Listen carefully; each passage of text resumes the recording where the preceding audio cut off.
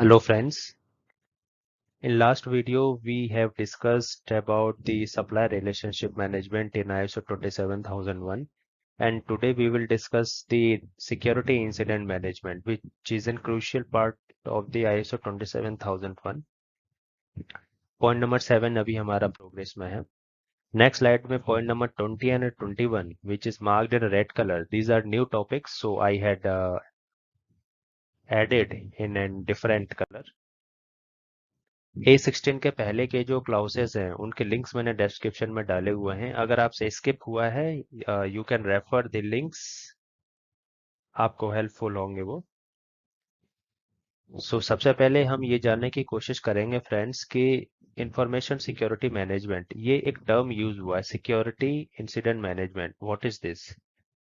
मैं आपको बहुत ही सिंपल लैंग्वेज में बताऊंगा. हमारे ऑर्गेनाइजेशन में जो एसेट्स हैं, एसेट्स का लॉस होना जो ऑर्गेनाइजेशन को एक पोटेंशियल लॉस देता है, that is called security incident management, जो कि हमारे कॉन्फिडेंशियलिटी, इंटीग्रिटी और अवेलेबिलिटी को अफेक्ट करेगा. या फिर हम इसको ऐसे भी डिफाइन कर सकते हैं कि जो रिकमेंडेड यूज होता है, जो एक्सेप्टेबल यूज है, उसका वायलेशन होना हमारा सिक्योरिटी इंसिडेंट के अंडर में आता है. इसके कुछ प्रोसेसेस हैं जो कि ISO 27001 में डिफाइन किया हुआ है और इस टॉपिक पे इंटरव्यूज में मैक्सिमम क्वेश्चन अराइज होते हैं और इंटरव्यूज का सेक्शन में नेक्स्ट वीडियो में बनाऊंगा. इसके टोटल ISO 27001 में there are total 7 controls in which first one is responsibilities and procedures. इसमें बेसिकली क्या रहता है कि जो हमारा प्रोसेस है, जो हमारा क्विक इफेक्टिव और ऑर्डरली रिस्पॉन्स करना चाहिए इंसिडेंट मैनेजमेंट को, वो एक रिस्पॉन्सिबिलिटी और प्रोसीजर्स होना चाहिए. दैट मीन्स अगर हमारे ऑर्गेनाइजेशन में इंसिडेंट मैनेजमेंट हैपन होता है तो उसका सोल्यूशन, उसके ऊपर एक पूरा का पूरा प्रोसेस होना चाहिए जो कि इफेक्टिवली और ऑर्डरली रिस्पॉन्स करे इंसिडेंट मैनेजमेंट को. नेक्स्ट है हमारा रिपोर्टिंग इंफॉर्मेशन सिक्योरिटी इवेंट्स. ये एक सिक्योरिटी का एक पार्ट है. जैसे हम लोग सिक्योरिटी ऑपरेशन सेंटर में बेसिकली क्या रहता है कि we are monitoring each and every events which are occurring like a traffic from external and internal as well.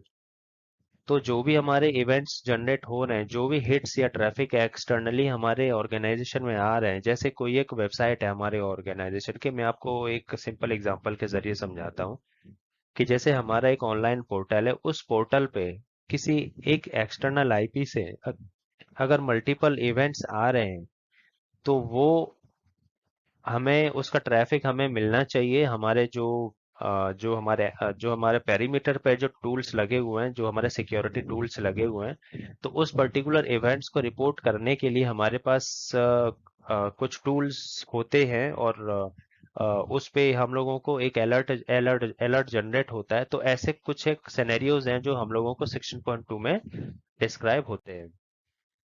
Reporting information security weakness.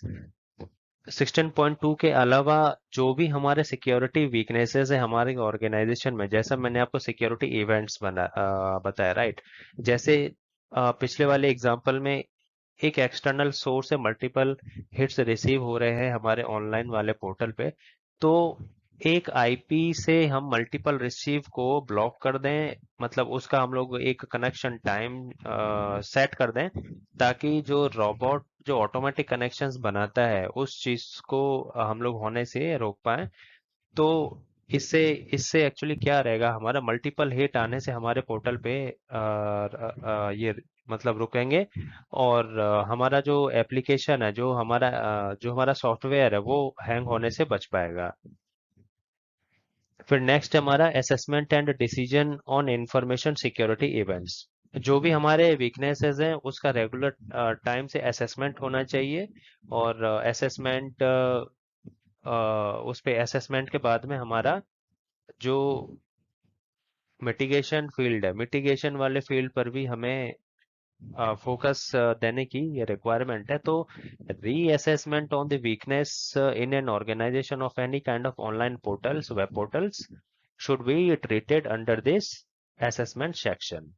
फिर 16.5 में हमारा response on information security incident. Let's say कि एक incident the particular security incident happened, वो हो चुका है, तो उसके लिए हमारे पास एक टिकटिंग टूल होता है जिसको हम लोग इंसिडेंट टूल भी बोल सकते हैं। तो वहां पर एक ऑटोमेटिक टिकट फिक्स हो जाएगा, मतलब रेज हो जाएगा शुरू में, उसके बाद ये एक किसी पर्सन को उसको अलॉट कर दिया जाएगा and he is the person who is responsible to add the remarks in that ticketing tool and monitor and review of the same ticket initial से पूरे completed होने तक वही एसोसिएट उस पूरे टिकट को मॉनिटर करेगा। और यस, एक बहुत इंपॉर्टेंट चीज है कि सिक्योरिटी जो टिकट्स होते हैं, जो सिक्योरिटी इंसिडेंट्स होते हैं, उनका रेजोल्यूशन का एक पर्टिकुलर टाइमलाइन होता है जो नॉर्मल इंसिडेंट से बेसिकली बहुत ही कम होता है। तो ये है हमारा। नेक्स्ट है हमारा 16.6 learning from information security incidents.